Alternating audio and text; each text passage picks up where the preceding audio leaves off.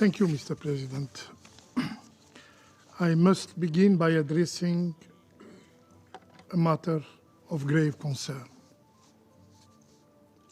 The recent loss of 6 UNRWA staff members in Israeli strikes is not merely condemnable. It is a stark reminder of the perilous erosion of international norms that we have long labored to establish.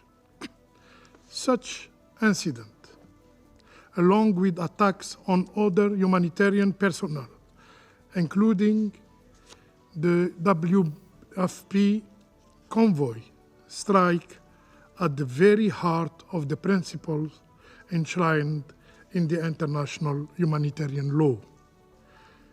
We stand at a critical juncture.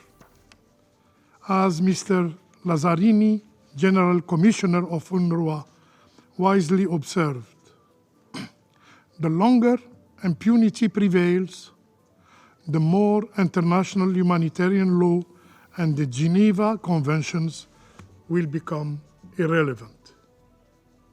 This is a path we cannot afford to tread.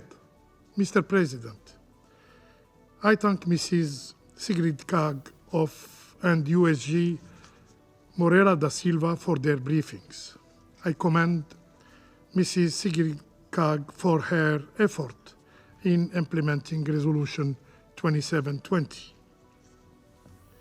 This resolution, born of noble intent, sought to ensure an impeding flow of humanitarian aid to Gaza. Gaza, starving population. Yet, 9 months on, we must confront an uncomfortable truth. The mechanism we have established, while now operationally sound, has not yielded the intended impact. The figures are before us as a reminder.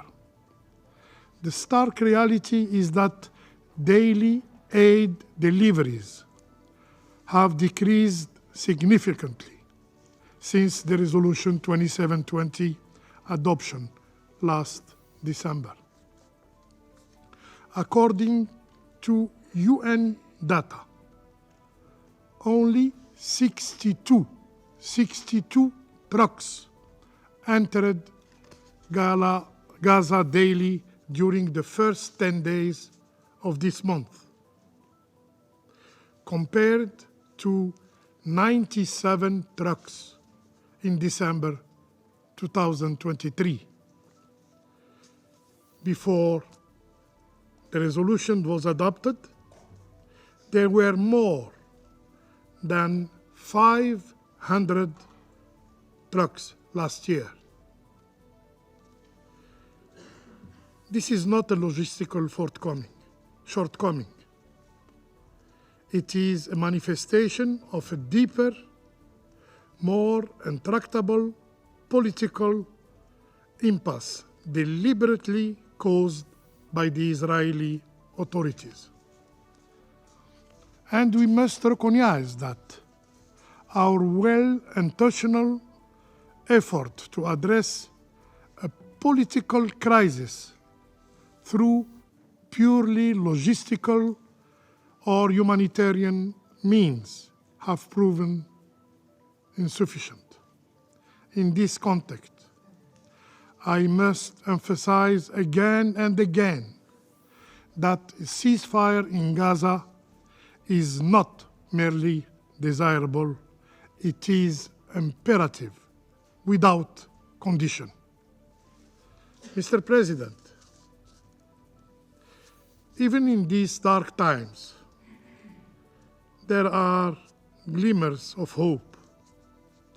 The recent polio vaccination campaign, which by the 13th of September had reached over 560,000 of the total of 632,000 children in Gaza.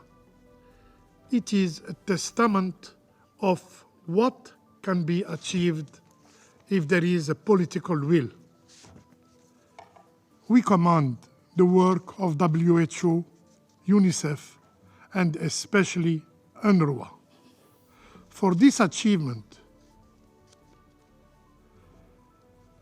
we commend the work of Mrs. Kag and her team.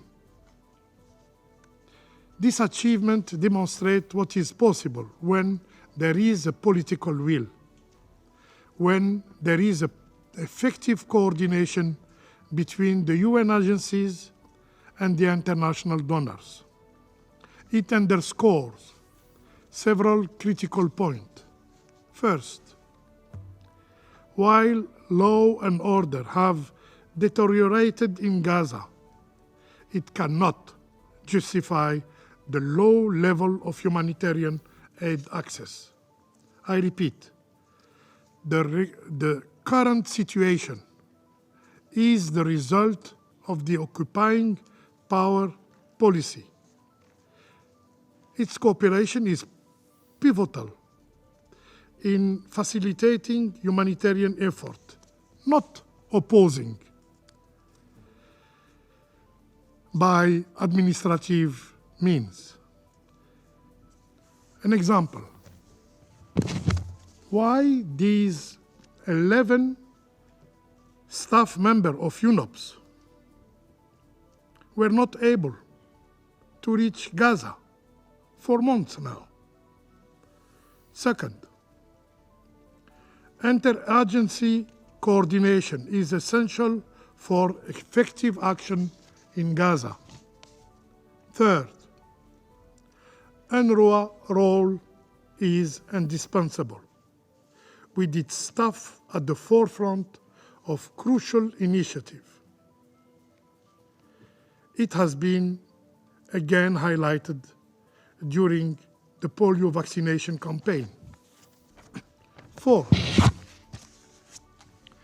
early recovery project must be prioritized to prevent further deterioration of living conditions of the Gazans. If polio is preventable through vaccination, other diseases may not be. We must act before it is too late. Mr. President, the path forward is clear through challenging. Fulfilling the mandate of Resolution 2720 requires not only a ceasefire, but also the restoration of stability in Gaza and the implementation of a comprehensive and well-coordinated reconstruction plan. Central to this effort must be the empowerment of the Palestinian Authority to govern Gaza effectively. The international community bears a weighty responsibility. It is incumbent upon us to work tirelessly toward achieving a ceasefire and laying the ground for a more stable and prosperous future for the region. I thank you.